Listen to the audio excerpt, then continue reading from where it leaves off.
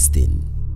সহস্রাব্দ ধরে এই ভূমি অনেক সভ্যতা ও ধর্মের কেন্দ্রবিন্দু ছিল, কিন্তু গত এক শতাব্দী যাবৎ এটি এক দীর্ঘ ও জটিল সংঘাতের কেন্দ্র হয়ে উঠেছে। 19 শতকের শেষ দিকে ফিলিস্তিন অটোমান সাম্রাজ্যের অংশ ছিল। এখানে মুসলিম, খ্রিস্টান ও ইহুদিরা শতাব্দীর পর শতাব্দী ধরে একসাথে বসবাস করত। তখনকার জনসংখ্যার প্রায় 90% ছিল মুসলমান, 3 থেকে 5% ইহুদি এবং 5 থেকে 7% খ্রিস্টান ও অন্যান্য। 1897 সালে অস্ট্রিয়ায় জায়নবাদ নামক একটি রাজনৈতিক আন্দোলনের জন্ম হয়। এই আন্দোলনের মূল লক্ষ্য ছিল বিশ্বের ইহুদি জনগোষ্ঠীর জন্য তাদের ঐতিহাসিক জন্মভূমি প্যালেস্টাইনে একটি নিজস্ব জাতিরাষ্ট্র প্রতিষ্ঠা করা। থিওডর হার্জেলের নেতৃত্বে এই আন্দোলন ফিলিস্তিনে ইহুদি অভিবাসনকে উৎসাহিত করতে শুরু করে। প্রথম বিশ্বযুদ্ধের পর অটোমান সাম্রাজ্যের পতন হয় এবং ফিলিস্তিন ব্রিটিশ ম্যান্ডেটের অধীনে চলে আসে।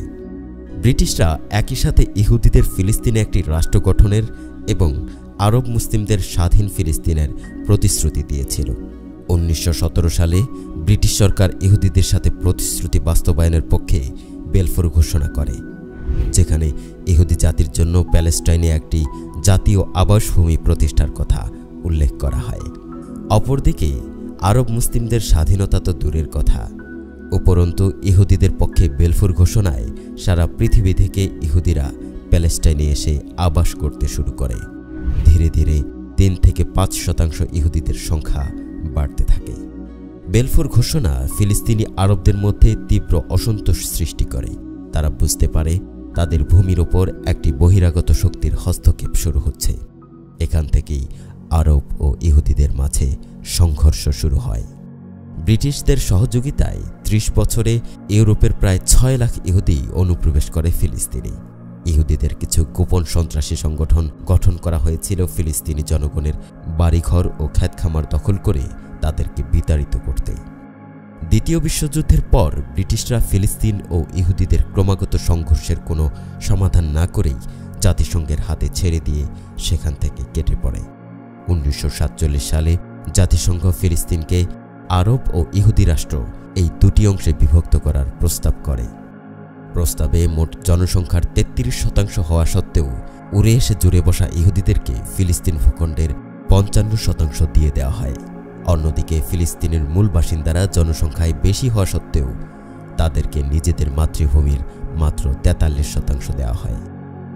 এই বৈষম্যমূলক বণ্টন ফিলিস্তিনিরা মেনে না নিলেও ইহুদিরা মেনে নিয়ে তাদের লুটপাট ও তাণ্ডব বাড়িয়ে দেয়। 1948 সালের 14 মে জাতিসংঘের সহযোগিতায় অন্যায়মূলকভাবে ইসরায়েল রাষ্ট্র হিসেবে নিজেদের দাবি করে। এর পরপরই প্রতিবেশী আরব রাষ্ট্রগুলো ইসরায়েলের বিরুদ্ধে যুদ্ধ ঘোষণা করে। এই যুদ্ধে ব্রিটিশ ও আমেরিকার সহযোগিতায় ইসরায়েল জয়ী হয় এবং ফিলিস্তিনিদের জন্য বরাদ্দকৃত 43% থেকে কিছু অংশ দখল করে নেয়। এতে প্রায় 7 লক্ষ ফিলিস্তিনি তাদের বাড়িঘর ছেড়ে শরণার্থী শিবিরে আশ্রয় নিতে বাধ্য হয়। এই ঘটনাটি নাকবা বা বিপর্যয় নামে ইতিহাসে পরিচিত।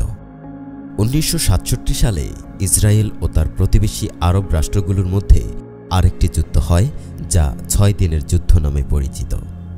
এই যুদ্ধে ইসরায়েল পূর্ব জেরুজালেম, পশ্চিম তীর, গাজা উপত্যকা, সিনাই উপত্যকা ও গোলান মালভূমি দখল করে নেয়।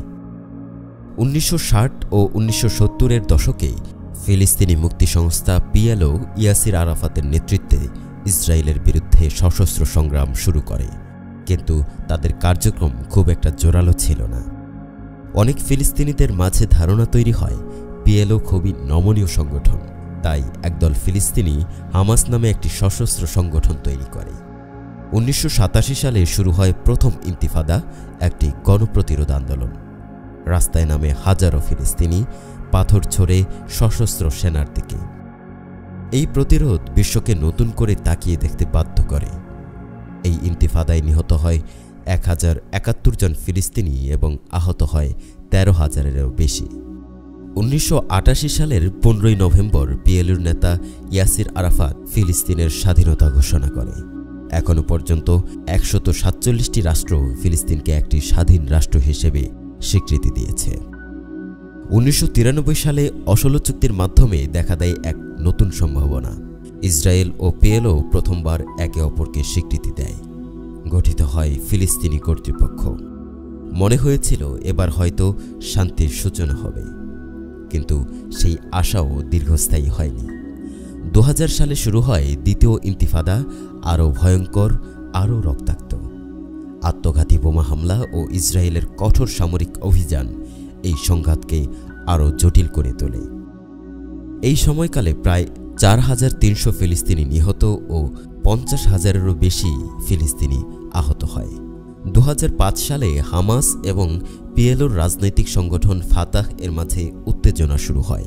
হামাসের মতে ফাতাহ খুব নমনীয় দল, যার মাধ্যমে ফিলিস্তিনের মুক্তি আদৌ সম্ভব নয়। 2006 সালে গাজা নির্বাচনে জয়ী হয় হামাস। এরপর থেকেই ইসরায়েল গাজা ঘিরে ফেলে।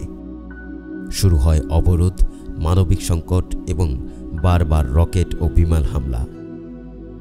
গাজাকে ইসরায়েল পৃথিবীর সর্ববৃহৎ উন্মুক্ত কারাগারে পরিণত করে রেখেছে। 2008 ও 2009 সালে গাজায় শুরু হয় অপারেশন কাস্টলেট, যা একটি ভয়ঙ্কর বিমান ও স্থল হামলা। এতে প্রায় 1400 ফিলিস্তিনি নিহত হয়, যাদের অনেকে ছিল নারী ও শিশু। 2012 সালে আরেক দফা হামলা শুরু হয় অপারেশন পিলার অব ডিফেন্স নামে। 8 দিনব্যাপী এই অভিযানে 160-এরও বেশি ফিলিস্তিনি প্রাণ হারায়। 2014 সালের গাজা যুদ্ধ ছিল সবচেয়ে দীর্ঘ ও বিধ্বংসী। অপারেশন প্রোটেক্টিভ এজ নামে চালানো 50 দিনের অভিযানে 2200 ফিলিস্তিনি নিহত হয়, যাদের 1/4 ছিল শিশু। 2018 সাল থেকে শুরু হয় গ্রেট মার্চ অফ রিটার্ন, ফিলিস্তিনিদের শান্তিপূর্ণ সীমান্ত বিক্ষোভ। ইসরায়েলি সেনারা বিক্ষোভকারীদের গুলি শুরু করে, যাতে শত শত মানুষ নিহত হয়, আহত হয় 1000-এরও বেশি। 2021 সালে জেরুজালেমের শেখ জাররাহ এলাকা থেকে ফিলিস্তিনি পরিবার উচ্ছেদের বিরুদ্ধে প্রতিবাদ ছড়িয়ে পড়ে গাজা ও পশ্চিম তীরে। হামাস ও ইসরায়েলের মধ্যে আবার যুদ্ধ শুরু হয়। 11 দিনের সেই সংঘর্ষে 250-এরও বেশি ফিলিস্তিনি নিহত হয়, যাদের অনেকেই ছিল শিশু। সবচেয়ে ভয়াবহ পর্ব আসে 2023 সালের 7 অক্টোবর, যখন হামাস ইসরায়েলে নজিরবিহীন হামলা চালায় এবং ইসরায়েল পাল্টা প্রচণ্ড প্রতিশোধ নেয় গাজায়। এখনও পর্যন্ত এই যুদ্ধে 50,886-এরও বেশি ফিলিস্তিনি নিহত, লাখো মানুষ গৃহহীন ও হাজার হাজার শিশু এতিম হয়েছে। এই যুদ্ধের কারণেই গাজার দক্ষিণে অবস্থিত রাফা হয়ে উঠেছে লাখো বাস্তুচ্যুত ফিলিস্তিনির শেষ আশ্রয়স্থল। গাজা ও মিশরের সীমান্তে অবস্থিত এই শহরের একমাত্র আন্তর্জাতিক প্রবেশদ্বার রাফা ক্রসিং, বর্তমানে মানবিক সহায়তার একমাত্র পথ। কিন্তু ইসরায়েলি অবরোধ, বিমান হামলা ও সীমান্ত বন্ধের কারণে রাফাতেও সৃষ্টি হয়েছে ভয়াবহ মানবিক সংকট। মাত্র 2 লাখ মানুষের শহরে এখন 10 লাখেরও বেশি মানুষ ঠাসাঠাসি করে বসবাস করছে, যেখানে খাদ্য, পানি, ওষুধ কিছুই পর্যাপ্ত নয়। ফিলিস্তিনিদের সাথে ঘটে যাওয়া বিষয়গুলো যে কোনো সাধারণ বিবেকবান মানুষের বিবেককেও নাড়া দিবে। মানবিকতা, ন্যায় বিচার বা অধিকার, এসব কিছুই ফিলিস্তিনিদের জীবন থেকে মুছে দিয়েছে আধুনিক বিশ্ব। ফিলিস্তিন সহ সারা দুনিয়ার মুসলমানদের উপর যারা জুলুম নির্যাতন চালাচ্ছে, তাদের প্রতি রাষ্ট্রীয়ভাবে আমাদের করণীয় হতে পারে রাষ্ট্র হিসেবে বাংলাদেশের পক্ষ থেকে ফিলিস্তিনের উপর সকল অন্যায় এবং জুলুম বন্ধ করার জন্য আন্তর্জাতিকভাবে কূটনৈতিক চাপ প্রয়োগ করা, আন্তর্জাতিকভাবে বিভিন্ন রাষ্ট্রের সাথে আলোচনা করে ফিলিস্তিনের বর্তমান সংকটগুলো নিরসনের ব্যবস্থা করা, ইসরায়েলকে সহযোগিতা করছে এমন রাষ্ট্রগুলোর সাথে কূটনৈতিক, অর্থনৈতিক ও রাজনৈতিক সম্পর্ক কমিয়ে আনা এবং ইসরায়েল ও তাদের পণ্যগুলোর ব্যবহার কমিয়ে দিয়ে বিকল্প পণ্যগুলো ব্যবহারের কার্যক্রম শুরু করা। ফিলিস্তিন মূলত আমাদের কাছে কি চায়? তাদের জন্য একটু লোক দেখানো সহমর্মিতা প্রদর্শন কি আদৌ কোনো কাজে আসবে? তারা চায় আমরা তাদেরকে রাজনৈতিক, অর্থনৈতিক ও কূটনৈতিকভাবে সহযোগিতা করি। তাদের পক্ষে পর্যাপ্ত পরিমাণ গণ আন্দোলন হোক এবং তারা স্বাধীন হোক, এটাই তাদের কামনা। ওআইসি ও আরব লীগ সহ মুসলমানদের স্বার্থ রক্ষায় গঠিত সংগঠনগুলো কি পেরেছে নির্যাতিত ফিলিস্তিনদের জন্য কিছু করতে? মুসলিম হিসেবে আমরাই কি পেরেছি আমাদের ফিলিস্তিনি ভাইদের পাশে দাঁড়াতে?